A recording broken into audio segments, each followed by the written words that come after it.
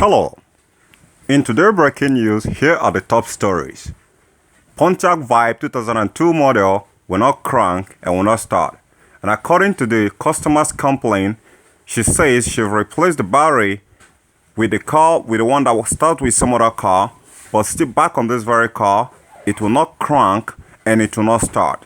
So in today's very breaking news, we're going to be studying exactly what the problem could be, in as much as there is no loss of life or accident that involve in the situation. Welcome on board.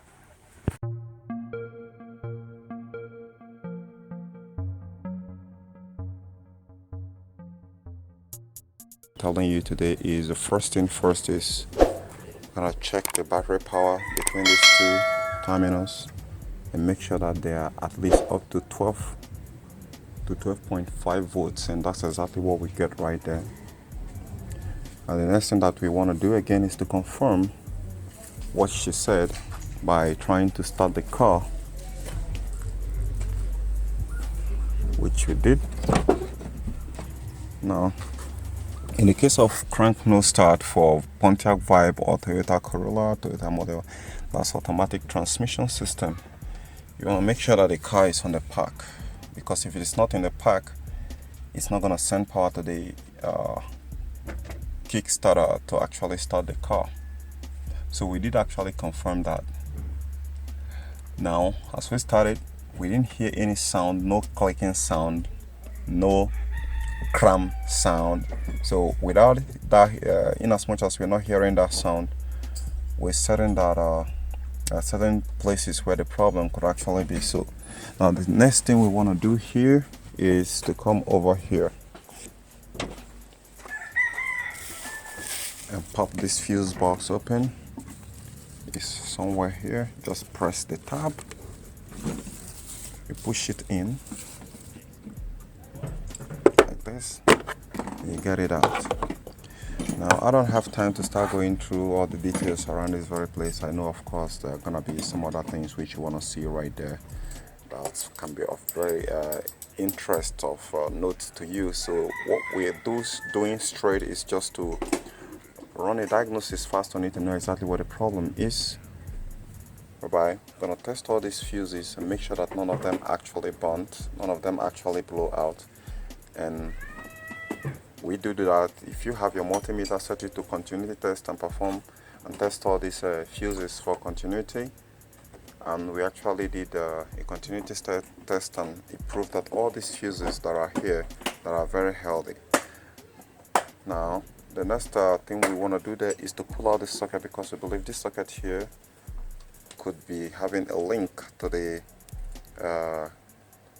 a Kickstarter. So we want to make sure that it's not corroded. You can push it and pull it and get it out. Either this one here definitely is going to be relating to that, because the power does go to the Kickstarter. If it's not coming from the positive power part of the battery, then definitely it's to be routed to here. So after that, we want to check one more place again, because in this very case here where there is a no crank no start condition, there is power that comes to the dashboard here when you put on the ignition on, but it will not crank and it will not start. And we'll have to go under here, this very under here. So under here there is this cover right here, so you want to pop it open. Right, when you pop it open, you want to see and read through that this thing there. You have the ignition circuit there, AC, a lot of them, ignition, cigar, ECU. So you have inverter. The inverter there is 15 volt, but that's not what we're looking for. What we're looking for is anything related to ignition, so you have to check that. So we've checked it and test all the fuses one after the other, and there is no any fuse that burnt there. So after checking all that and there is no any fuse that burnt, now we're going to be taking you to the next place that we're going to be showing you what we found. Okay, here, after checking here and there is no fuse that burnt there, we have two things that we're looking out for there could be a problem with the Kickstarter. But how do we establish that there is a problem with the Kickstarter? First, if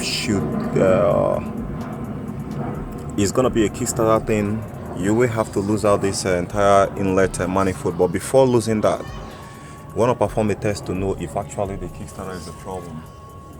And to perform that test, we have two wires down there, if you can see it right there. Right, let me show you.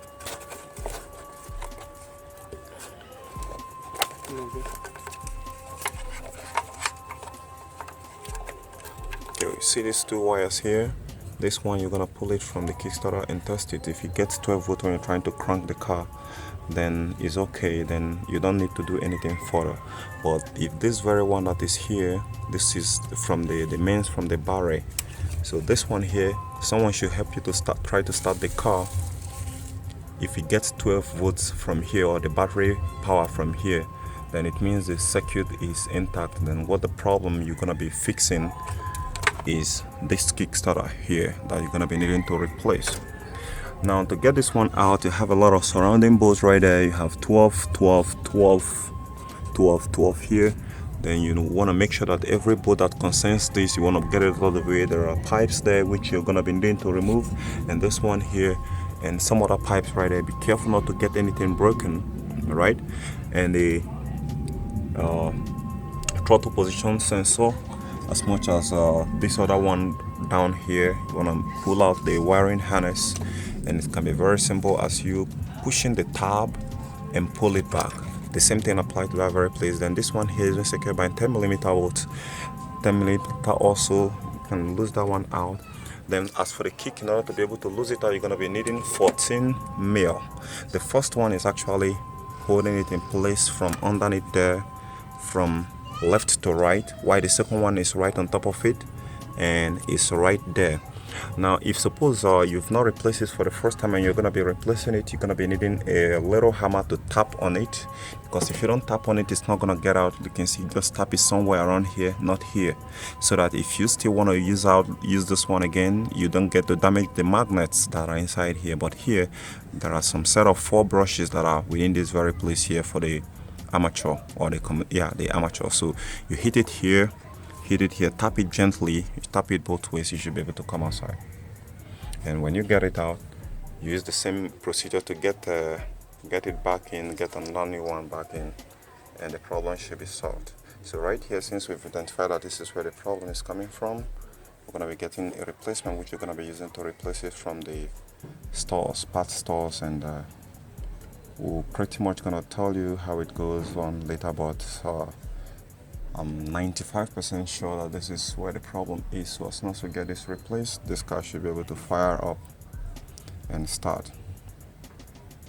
So guys, pretty much this is it. And let me show you one more thing before we go. Since this car, we've seen some little oil dropping around here, so we could be having a problem. One is there could be a problem with the PCV, or there is a leak in the gasket that's right on top of here. I can't be able to show you how to perform that service today, but this one here, we have a gasket also that is actually shielding this, that is actually sealing this intake manifold with the inlet manifold here. So you can see how flat it is. It's really flat, so we're going to be needing to replace that since we're performing this service right now.